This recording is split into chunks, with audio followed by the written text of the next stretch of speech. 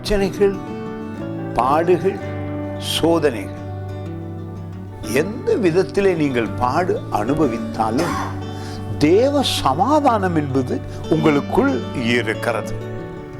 நம்பிக்கை, விசுவாசம் உங்களுக்குள் இருக்கிறது.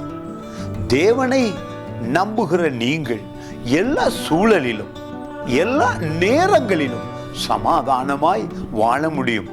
கிறிஸ்து அந்த சமாதானத்தை உங்கள் உள்ளத்திலே வைத்ததினாலே உங்கள் சிந்தையை காத்துக்கொள்ள முடியும், உங்கள் இருதயத்தை காத்துக்கொள்ள முடியும். நிச்சயமாக இந்த வசனம் இந்த நாளில் உங்களை தொடும், உங்களை ஆசீர்வதிக்கும். 4ஆம் அதிகாரத்திலே பிலிப்பியர் புத்தகத்திலே இதை வாசித்த உடனே என் உள்ளம் மிகவும் மகிழ்ச்சியாயிருந்தது. பாருங்கள், இது இவ்வளவு அழகாய் சொல்லுகிறது. அப்பொழுது எல்லா புத்திக்கும் மேலாக, உலகத்தில் இருக்கிற எல்லா காரியங்களுக்கும் மேலாக, எல்லா புத்திகளுக்கும், அறிவு, திறமை, எல்லாவற்றுக்கும் மேலாக தேவ சமாதானம், தேவ சமாதானம் ஈடு இணையற்றது, ஒரு சூப்பர் நேச்சுரல், வல்லமை நிறைந்தது, அதிசயம் செய்யக்கூடியதுதான் தேவ சமாதானம்.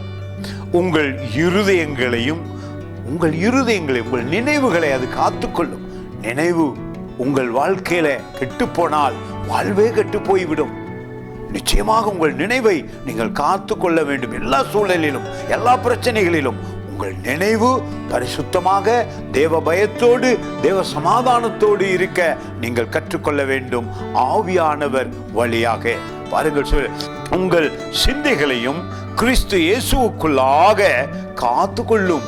உங்கள் சிந்தையை காத்துக்கொள்ளுகிறது, உங்கள் இருதயத்தை காத்துக்கொள்ளுகிறது. உங்கள் உடல் முழுவதுமே தேவனுடைய ஆளுகையில் இருக்கும் பொழுது சந்தோஷமாக, சமாதானமாக உங்களுக்கு வாழ முடியும். அதுவும் பாருங்கள், தேவனுடைய சமாதானம் கிஃப்டாக உங்களுக்கு கொடுக்கப்பட்டிருக்கிறது.